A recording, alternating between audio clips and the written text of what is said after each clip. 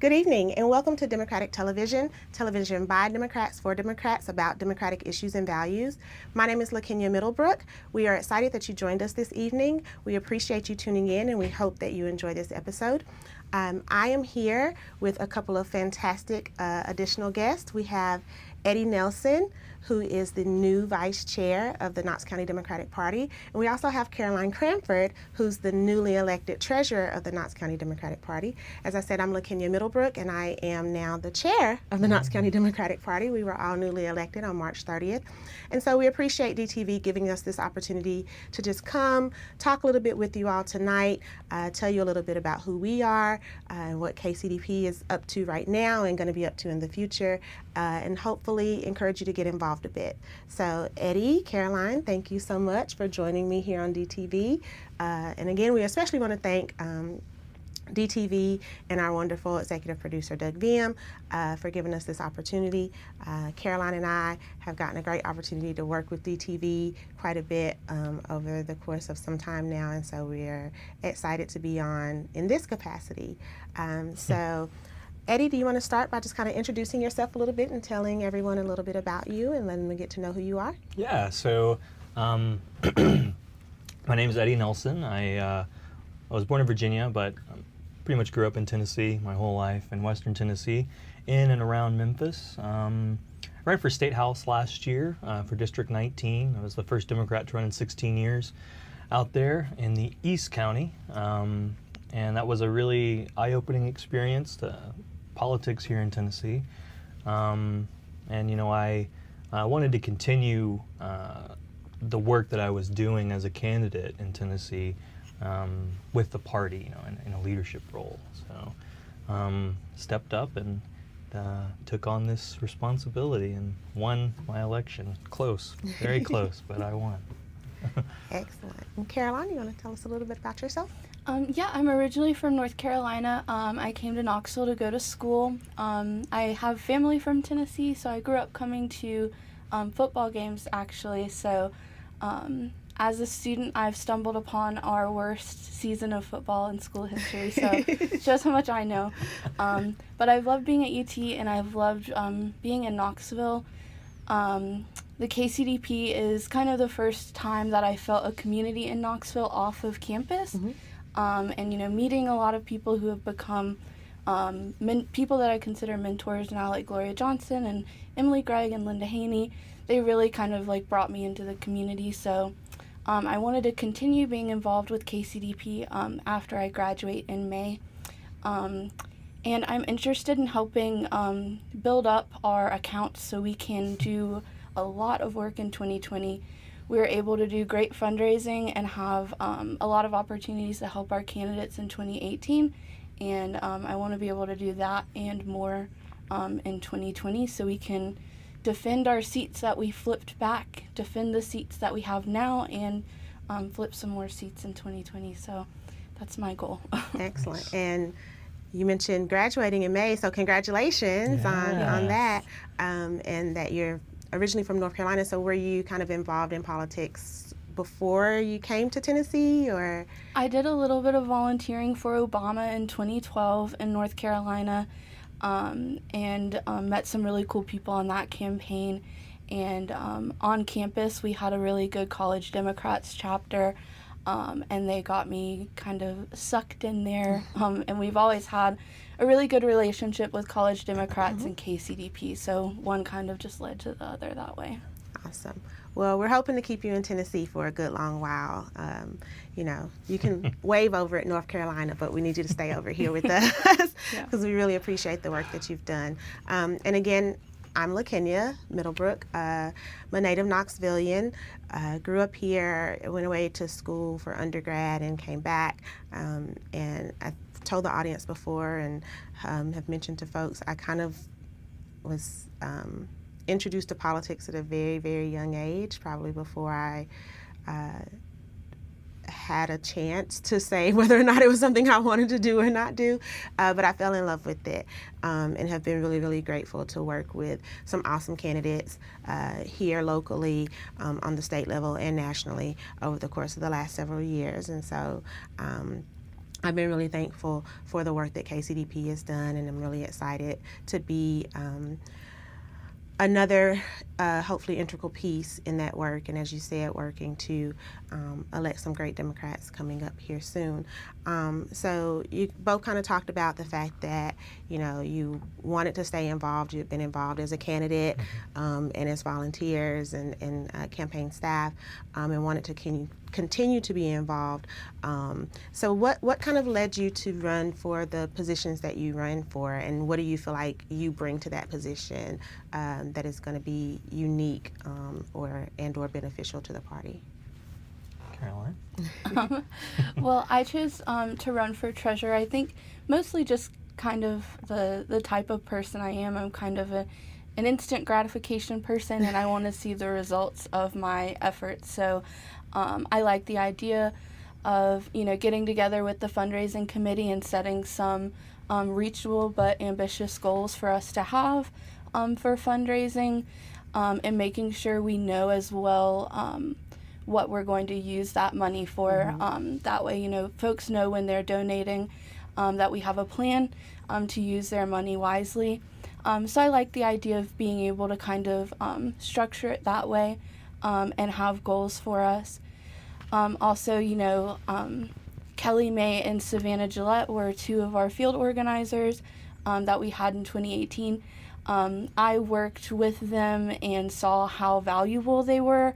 I'm sure as a candidate you can attest to how valuable they were, and being on a race you can attest to that. Right. So we want to make sure that we can have people in those positions again. So that's one thing that I really want to prioritize, because they did such a great job, but we need the money to pay them. Right. So I want to focus on that as well. So that's why I was really interested in running as treasurer. Excellent. Yeah, so me, I've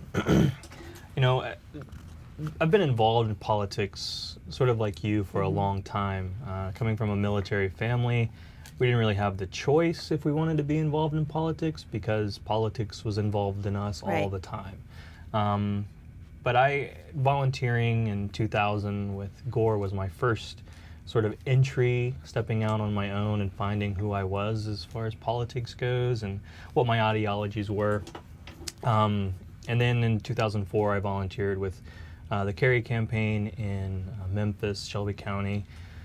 And then I left for the Navy and came back here, and I never really thought I was going to run for office or anything, but I saw that we had a lot of growth in a lot of areas, but the same issues my family was facing when I was growing up were the same issues that a lot of people in my community were facing now, and I wanted to change that. And like I said earlier, I learned a lot doing that, and I want to bring that sort of knowledge and experience that I gained on the campaign.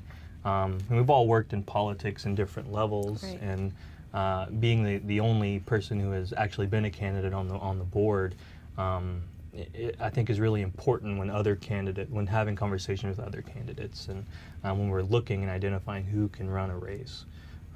So I'm really looking forward to that, and like Caroline said, there's a lot of ground to make up, and a lot of gains that we can make here in Knoxville as far as Democratic politics go, and I want to be a part of that. Excellent. And Caroline, you mentioned Kelly May. Yeah. And we want to take this moment to recognize Kelly. Kelly is our new secretary. She was not able to join us tonight because of a previous obligation, but Kelly is fantastic, and she has worked, as you said, as an organizer for KCDP, and she's been a district rep, and is really familiar with the needs of this area and really what it takes to work with candidates and get candidates elected and the party structure. And so we're really, really grateful and thankful to have Kelly on this team too. And we miss her tonight, but we're super excited that we're able to work with her. But along those lines, and talking about kind of the organizers that we were able to have, that's not something that's common for a lot of parties, and it speaks to the level of support and interest in really doing this work here in our county. and it was really critical, and it's vital, and it's something that we are committed to continuing, is having that as a resource, because in a county our size, it's essential that we're able to organize well. Yeah. That we're able to support the candidates that are running, that we're able to mobilize volunteers, and having those organizers on our staff allow us to do that, because in a county this size, to do the level of work that we're wanting to do, it would be really challenging to do it without having, a base level of organization that can pull that together. So you're absolutely right. It's really critical that we continue to support the party in a way that allows us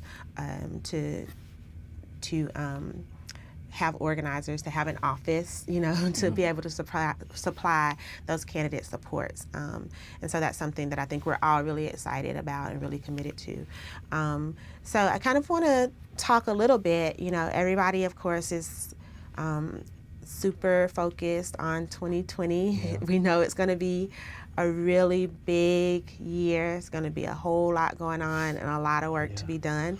But I would love to talk a little bit about what you all are anticipating or looking forward to, or some opportunities that you see in 2019 for the party, and some of the work that we're planning on doing as a party in 2019. Yeah, I think that we have a lot of opportunity here in Knoxville with the candidates that we have running for, local races, even though they are nonpartisan. Mm-hmm. But I think that there are a lot of good ideas that are being put out there. And that, going along with that, a little bit of a step up, but to the presidential race, mm-hmm.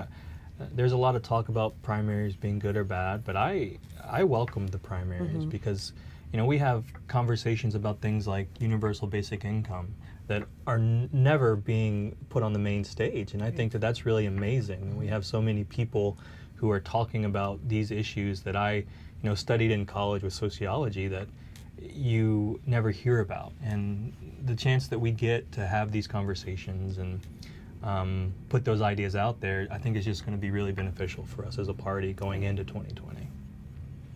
I think 2019 is a really good opportunity, not only as treasurer for us again to build up our coffers so we can really support our candidates in 2020. But further, I think this is a good time to train a lot of people that we have in our party.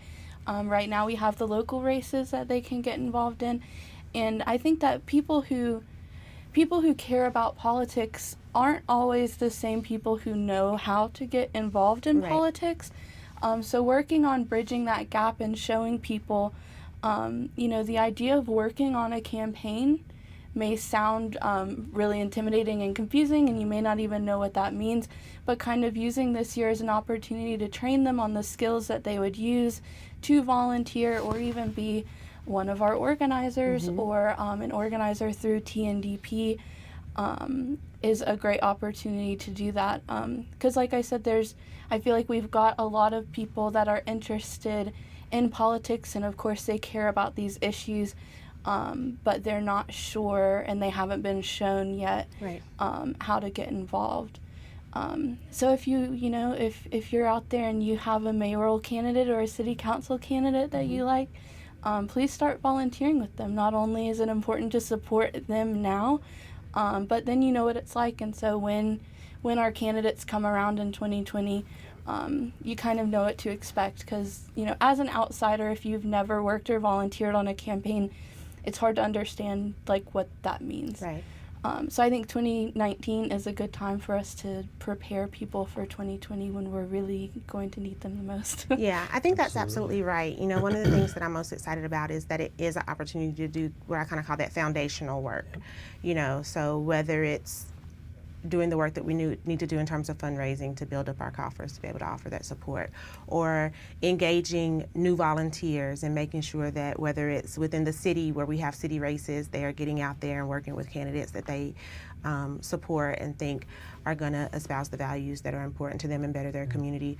Or even in our county where we don't have elections going on countywide, in the county right now, it's still a great opportunity for folks to get into their communities and do some, kind of deep values outreach and engagement and touch people where they are and start identifying some new voters or infrequent voters or unregistered folks who could be potential voters. This is the time to do that, because when we get into 2020 and we're kind of full swing into election cycle, our focus kind of has to shift a little bit. And like you said, we need people to, it's super beneficial if folks are already kind of comfortable with what volunteering looks like and feels like, and they're comfortable knocking on doors and they're comfortable making phone calls or hosting events or, doing all the things that it takes to reach voters. But it makes it also a little bit easier if the first time that someone knocked on your door isn't when they're coming to ask you to vote for them. Absolutely. Or vote for their candidate. If folks are used to being engaged, then they feel more connected to the process, and it doesn't feel as transactional.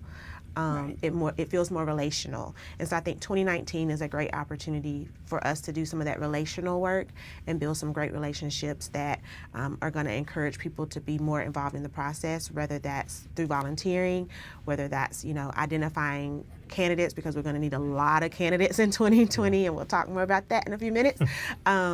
Or if it's getting people to show up and vote. Unfortunately, we all know that Tennessee's voter turnout is not great.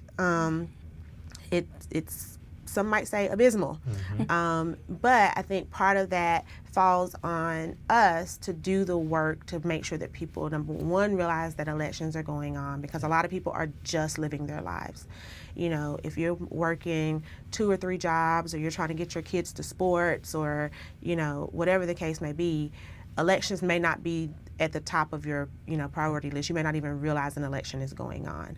So if we can number one, make sure that folks realize that these elections are happening, and then help them connect what these elections mean to their everyday lives and how it actually impacts them, then I think we give folks a better opportunity and a greater desire to be engaged and involved in the process. And that's really what it's about, is making sure that people are centered in the process. Absolutely. I think that we have such a great opportunity with us as a party, because our city races are nonpartisan, that we really are going to have a lot of work done for us in a sense. And I can tell you, as a candidate, when you are looking for people to do the work for you, when that groundwork's already been laid, it's so much easier. Right. When you have people show up who have knocked on doors, who know how to use Vote Builder, who know how to use Van or whatever, because it can take an hour to teach those people how to do that. Right. And that's an hour.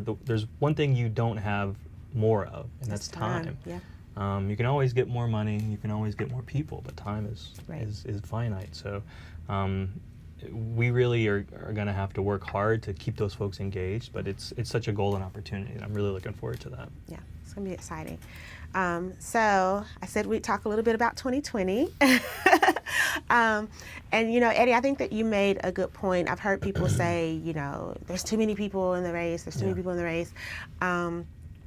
But I think we lose sight of the fact, because election cycles are starting earlier and earlier and earlier now, we lose sight of the fact that it's still really early.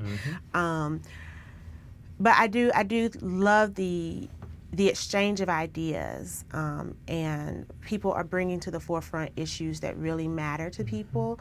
And it with the field as wide as it is, it forces people to not be so cookie cutter. You have to be able to get in the weeds. You have to define who you are and what you're going to do for people, and it allows for better opportunity for issues to be raised that are actually important to people. And I think that it opens the door for more engagement opportunities and more volunteers to come in, because everybody can kind of find their flavor, right? There's with the 273 people that are in the race currently. And counting. Everybody can find someone who they can connect with.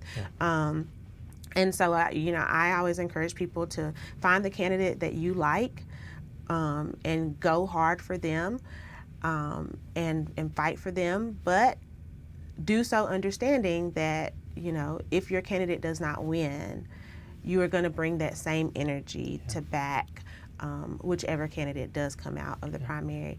So I think that it's a great opportunity. And, for us here, one of the things that I also have been encouraging people to think about is that we're going to have a pretty quick turnaround between when our city elections are over, which is in November, and March. we're a Super Tuesday state, and so early March, we're going to be voting in our presidential and our county primary. It's 11 months. Yeah, it's right around the corner, guys. Wow.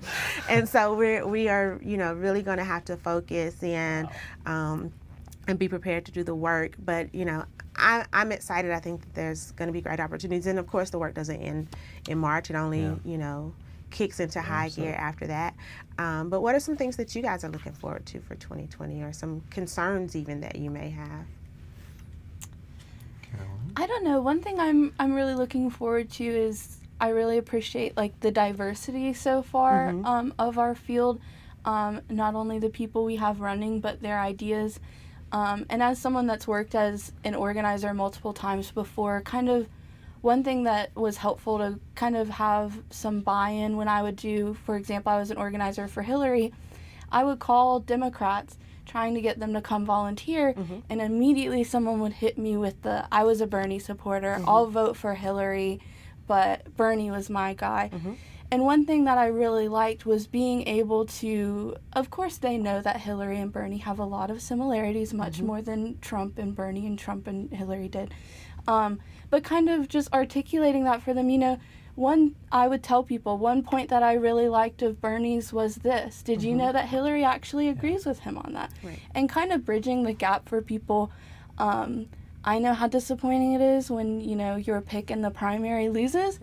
But, showing people that obviously they know that we're more alike than we are different, but reminding people of that, I think is going to be really important, especially when we have so many candidates. Like Bernie and Hillary got pretty contentious, but for the most part, it was just those two. We're going to have a lot of people that we need to bridge that gap for folks. So that's one thing that I personally like doing is, having, knowing all the candidates well enough to say I loved Pete Buttigieg's position on this. Did you know, let's say Kamala actually shares that viewpoint with him, or she agrees with him on this, but actually, she also says this on the issue. Right. So I think making those connections with people is something that's pretty fun, and it will unify us, hopefully. Yeah. That's, of course, we're all in the back of our head. What we're not saying is we want to be unified at the end of the primary. So I think that can help. As I always like to say, you don't have to be uniformed, but we need to be unified. Yeah. Absolutely. Yeah. For me, aside from that exchange of ideas that we mentioned a little bit earlier, I'm really looking forward to another coordinated campaign for Tennessee. There were a lot of faults with what we did last year, I think, and we're looking to remedy a lot of those things. Caroline, you worked on a coordinated before, and you worked on the previous one here, and you've seen the differences in them, and I think that's going to bring a lot to the table when we start looking at what that looks like going forward for us. Last year we were the only county across the state that had a county coordinated campaign. And that was incredible, to think that Knoxville, the place with one Democrat, is able to come together like that and do that work. And that's awesome. And I know we'll be able to do that work again. Right. And then having the Senate race, right now we have only one still, I guess, James Mackler. Yes. And he's a friend of mine, and talking with him about what that race is going to look like it's really exciting for me. Now that I'm not running, it's a little better. It's a different weight, but it's a weight off my shoulders, I think. So I'm ready for it all. I mean, it's here basically, but I'm ready for it. I'm really excited about what we can do. Yeah, I think it's going to be awesome. And like I said, the the idea is to not be uniform, but to be unified. And I always liken it to, I like sports, and I have my teams. I won't say what they are because some people may get in their feelings about it. I don't need your judgment today. But I'm an SEC girl at heart, right? So trust me, like, I feel a way about Florida. Not a good way. I'm just being honest. But when an SEC team plays any other conference, I'm rooting for the SEC, right? And so I think it's important for us to kind of keep that idea in the back of our mind that even though your team may not be in it, root for the conference. Yeah. You know, root for the party and work as hard as you would for your guy or your woman, your candidate. So in the few minutes that we have left, we've got a few things coming up, and you know, KCDP is trying to be very involved. If you're seeing this on Friday night, come and see us at Earth Fest on Saturday. Yeah, I'll be there. We'll be there with the wonderful table and display. But one of our biggest events of the year is coming up very soon, our Truman Day, which we're very excited about. Caroline, you want to talk a little bit about Truman Day? Yes, Truman Day is Friday, May 31st, 6:30 p.m. At the Foundry at the fair site. We're really looking forward to it this year. As I said before, I like to set ambitious goals. Since 2015, our Truman Day fundraising has gone up every single year, and we're looking to continue that this year. Truman Day is my favorite thing that KCDP does. They always would invite college Democrats. They've been really supportive in helping us attend, so I've been attending. This will be my 5th year now. It's my favorite event. We always have good speakers. There's a cash bar if you're into that as well. But it's a great way to come see the Democrats that you know and meet Democrats you don't know. Like you always are finding out that, you know, somebody lives down the street and you didn't know they were even a Democrat. So it's a great time. You can find more information about it on our Facebook page, Knox Dems, or our website has more information about it. But we'd love to have as many people and as many sponsors as possible. Yeah, and I think one of the great things that I really love about Truman Day too, number one, it's just great energy. You know, everybody's there to have a good time, you know, and we're meeting each other, as you said, and we're socializing. And we also get quite a bit of support from surrounding counties. And so, you know, it's a great opportunity to see some of your friends from Blount County or Anderson County who come out to support. And so, again, you know, we really hope that folks will support that. As she said, you can find more information about it on our Facebook page or on our website, which is knoxvilledemocrats.org. If you want to learn more about what we're doing, if you're interested in getting involved, again, we can connect you with your district meetings, with, you know, learning how to phone bank or door knock, because all of these things are going on at the district level. And so we really, really, really, really, really hope that folks will get involved. And so we encourage you to visit the website or our Facebook page. If you're not, you know, really into the tech piece, you can give us a call.